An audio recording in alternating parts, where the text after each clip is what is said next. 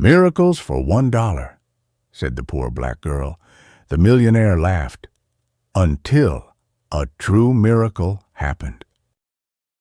The sun was hot on the cracked pavement, and the noise of the city rolled like an endless wave, horns blaring, footsteps rushing, conversation spilling into the air. In the middle of it all sat a little wooden stand, uneven and worn, painted with shaky letters, "Miracles for $1." Behind the stand sat a little girl no older than 8. Her faded pastel dress, once white with soft stripes of color, had been washed so many times that the fabric was thin. Her braids were neat but simple, tied with tiny elastics. Her hands rested on the counter, small fingers folded together, her dark eyes scanning the people who hurried past. Most never looked at her. Some smirked, whispering that it was a scam. Others laughed outright, shaking their heads at the absurdity of a child claiming to sell miracles for $1. But she never flinched. She sat there silently, shoulders straight, as if waiting for someone who might understand. That someone came in the form of a man in a wheelchair. His suit was expensive, tailored in a shade of gray that caught the light. His black shoes gleamed. His watch, a thick gold piece that screamed of wealth, flashed when he pushed the wheels forward. He stopped in front of the stand and leaned back with an amused grin. His voice was sharp, loud enough for those around to hear. "Miracles? For $1?" he scoffed, his laughter echoing. "What kind of nonsense is this?" The girl raised her eyes to him, but said nothing. The man wasn't done. He smirked wider, enjoying the attention of the small crowd beginning to gather. "Tell you what," he said, his tone dripping with sarcasm, "if you can cure me, if you can make me stand up and walk again, I'll give you $1 million. People nearby chuckled, some shaking their heads. They thought it was cruel but entertaining.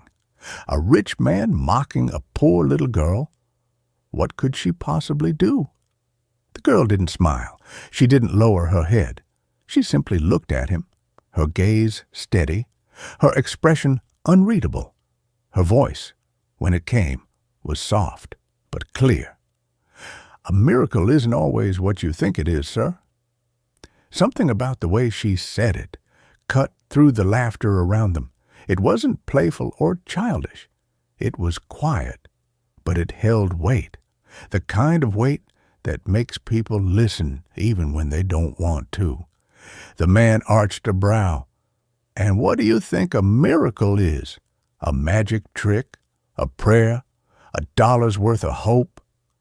His tone was mocking, but a flicker of unease moved through him when he noticed the girl's calm. She wasn't embarrassed. She wasn't intimidated. She wasn't even blinking. The little girl slowly reached under the stand. The crowd leaned forward, waiting to see what she would pull out. A trinket? A toy? Some foolish trick? Instead, she laid a single folded paper on the counter. It was worn, the edges frayed.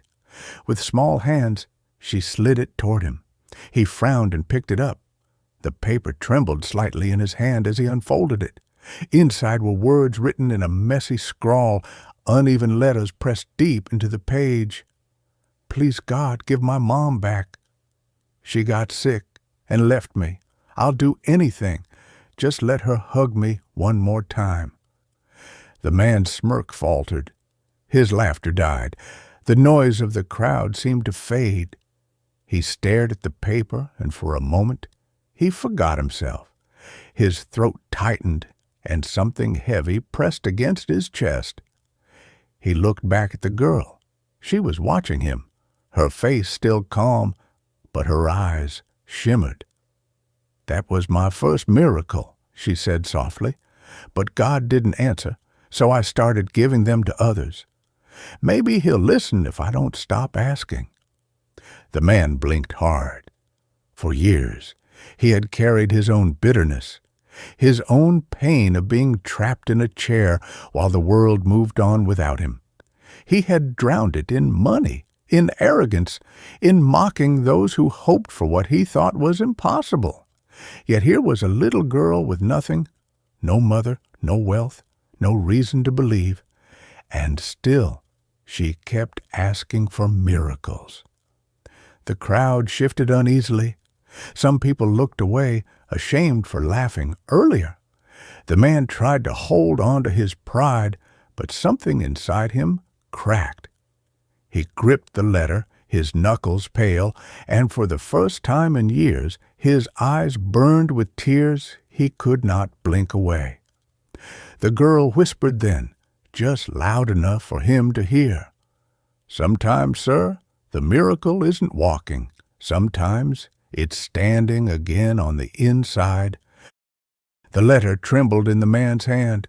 He wanted to laugh again, to dismiss it as the scribbles of a child, but he couldn't.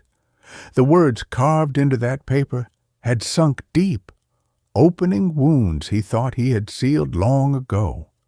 His chest felt tight, his throat raw, and though he tried to steady his breathing, something inside him refused to be silenced. The girl sat quietly, her small hands folded on the counter. She didn't push him. She didn't demand anything. She simply let the silence weigh heavy between them, as though she already knew he was fighting a battle he'd kept hidden for years. Finally, the man's voice broke, hoarse and uneven. You think this is a miracle? A letter? A prayer no one answered?"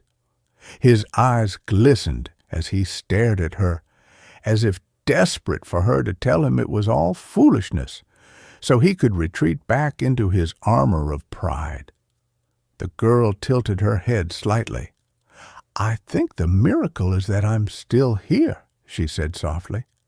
"That even when I lost my mom, I didn't stop asking. I didn't stop believing. If I gave up, I'd have nothing left. But if I keep going, maybe someone else will get the miracle I couldn't." Her words pierced through him like glass.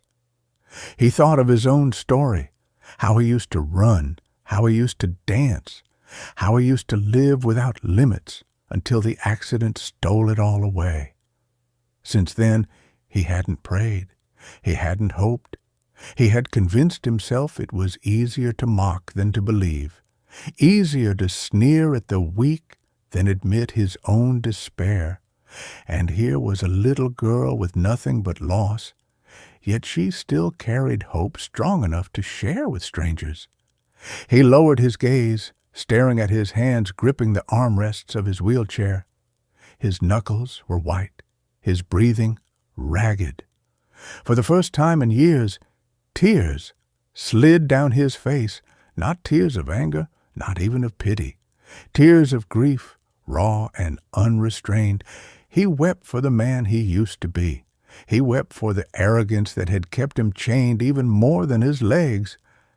And he wept because a child had reminded him that brokenness was not the end.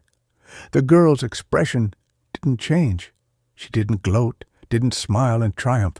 She simply watched him, her big brown eyes steady and sad, as if she had seen this many times before. Slowly she pushed a small jar toward him across the counter. Inside were a few crumpled bills and coins, the miracles strangers had paid for. "You don't owe me $1,000,000, she whispered. "Just $1, that's all." His hand shook as he reached for his wallet. For a man who had spent millions without thought, pulling out a single bill had never felt heavier. He placed it in the jar, his fingers trembling, his tears dripping onto the counter. When he looked back up at her, something inside him had shifted. His pride was gone, his arrogance broken. What remained was raw, fragile, and strangely free. "I don't know if I'll ever walk again," he said, voice breaking, "but you gave me something today I thought I'd lost forever." The girl blinked. "What?" "Hope," he whispered. The crowd around them had gone utterly silent. Some were crying quietly, others holding their children closer. In that noisy city street, a hush had fallen, as if everyone was afraid to break the fragile weight of what had just unfolded. The man wheeled back slowly, gripping the handles with hands that felt strangely light. His legs remained still, yet inside, for the first time in years, he felt as if he had stood up, not physically, but in the way that mattered most. He glanced back at the girl one last time. "You said miracles aren't always what we think," he murmured. "Maybe you're right. Maybe the miracle is just being reminded to believe again." The girl gave the faintest nod, her face unreadable, but her eyes shining. She didn't promise him anything more. She didn't offer false hope. She simply sat there, a child behind a wooden stand, continuing her quiet fight to keep asking for miracles in a world that had given her every reason to stop. And as the man rolled away, wiping his face with the back of his hand, he carried something no doctor, no money, no success had been able to give him. Not a cure for his legs, but a cure for his soul. The crowd began to disperse, some leaving money in the jar, others touching the girl's shoulder gently as they passed.